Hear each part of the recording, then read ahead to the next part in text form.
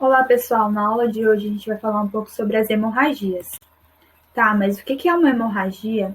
Ela é um tipo de alteração da circulação local, em que ocorre extravasamento sanguíneo para fora do sistema cardiovascular. Na aula de hoje, vamos fazer um breve resumo sobre o sangue e falaremos ainda das causas, classificações e consequências das hemorragias. Então vamos lá. Algumas funções e algumas características do sangue, como transporte, defesa do organismo, manutenção da temperatura corporal. O sangue, ele se apresenta como uma matriz líquida, em que se encontram suspensos alguns elementos celulares, como hemácias, leucócitos, plaquetas. O sangue, ele ocorre dentro de um sistema cardiovascular, o qual é chamado de fechado.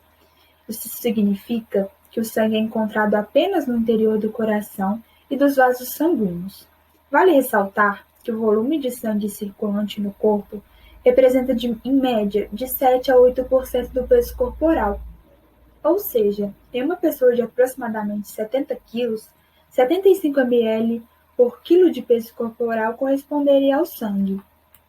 A etiopatogênese das hemorragias podem incluir alteração da integridade da parede vascular, alteração de mecanismo de coagulação sanguínea e ainda alterações quantitativas ou qualitativas das plaquetas, sendo essas células sanguíneas que bloqueiam as hemorragias, obstruindo os vasos sanguíneos danificados, o que ajuda na coagulação do sangue.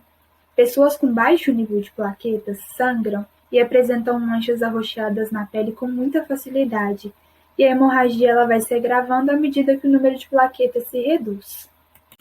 A hemofilia ela pode ser um agravo do estado hemorrágico, porque a hemofilia ela é uma doença genética e essencialmente hereditária, em que compromete a capacidade do corpo em formar coágulos sanguíneos, um processo que é fundamental para parar com as hemorragias. Agora, vamos falar um pouco das classificações das hemorragias. Agora, quanto à sua origem, ela pode ser venosa, em que o sangue sai continuamente e lentamente escorrendo pela ferida, e é aquele vermelho mais escuro.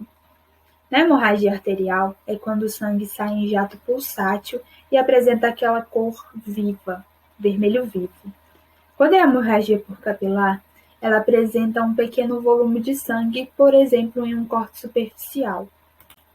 A classificação quanto ao organismo, ela pode ser externa ou interna, sendo a interna com fluxo externo ou interna sem o fluxo externo, que também pode ser chamada de hemorragia oculta. Quanto ao mecanismo de formação, temos aquelas por Rex, que é quando ocorre a ruptura dos vasos, mais frequente de origem traumática, ou por diabrose, que é quando ocorre a digestão ou a erosão dos vasos, podendo ser por necrose ou digestão enzimática, como a gente pode ver aqui na imagem, uma úlcera. Temos ainda a diepedese, que é quando não há lesão evidente no vaso. Ocorre o extravasamento sanguíneo por uma alteração das junções intercelulares das células endoteliais ou por formação de poros.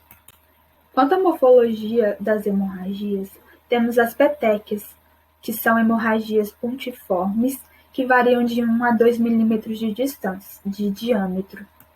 Temos as equimoses, que se apresentam de 2 a 3 centímetros. Temos as púrpuras também, que são aproximadamente 1 centímetro de diâmetro, ou a reuniões das petequias. Temos ainda os hematomas, que é quando ocorre a formação de uma cavidade com coleção sanguínea. Aqui nós podemos ver a evolução de cores decorrente da degradação das hemoglobinas, sendo a vermelhidão provocada por uma hiperemia gerada por inflamação. Quando vai ficando arroxeado, é porque está havendo a oxidação dessas hemácias no tecido. Quando está ficando azul, é porque está havendo a diminuição dessa oxidação no sangue tecidual. Quando está ficando verde, é porque está ocorrendo a liberação de bilirrubina nos tecidos. E quando está ficando amarelado, é porque está havendo essa diminuição da liberação de bilirrubina. Por fim, na classificação, temos quanto à sua etiologia. Ela pode ser traumática, ocorrendo por acidentes ou cirurgias. Pode ser vascular, por exemplo, causada por hipertensão arterial, e temos as hemáticas, por exemplo, causada pela hemofilia que eu comentei lá atrás. Características da microscopia das hemorragias podem incluir hemácias fora dos vasos, livres, aglomeradas em coágulos ou fagocitadas por macrófagos. Na imagem à esquerda, a gente pode ver as hemossiderinas, que estão indicadas pela seta, que é quando ocorre a hemólise, metabolização da hemoglobina, que leva ao aparecimento dessa hemosiderina. Na imagem à direita, a gente pode ver o exemplo de diapedese que eu comentei lá atrás, que é quando não há lesão evidente do vaso e o sangue sai por espaços das células endoteliais ou por formação de poros.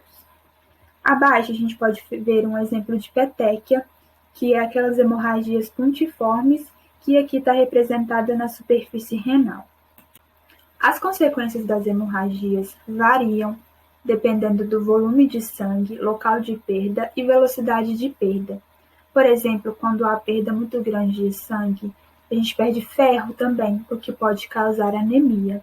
E com perdas ainda mais volumosas, pode ocorrer o choque hipovolêmico, que é essa diminuição brusca no volume de sangue, que causa diminuição da pressão arterial, o que desencadeia uma vasoconstrição, que pode provocar hipóxia, anóxia e morte celular. Nessa tabela, podemos ver os graus das hemorragias ou classes, que podem variar de 1 até 4, sendo a 4 aquela hemorragia que é mais grave, aqui representada, por exemplo, com uma perda superior a 2.000 ml de sangue. Para finalizar, temos a hemostasia, que é um processo fisiológico do corpo humano, responsável por manter o sangue fluido no interior dos vasos sanguíneos. E também é chamado de coagulação sanguínea, que é essa parada ou a cessação desse sangramento, que pode ocorrer vasoconstrição, formação do tampão plaquetário, estruturação da rede de fibrina e estabilização desse coágulo e depois uma posterior dissolução desse coágulo. Então é isso, pessoal. Quando a hemorragia ela não é fatal, após a homeostasia pode ocorrer absorção desse coágulo ou organização e fibrose. Vamos ficando por aqui. Muito obrigada pela sua atenção e até mais.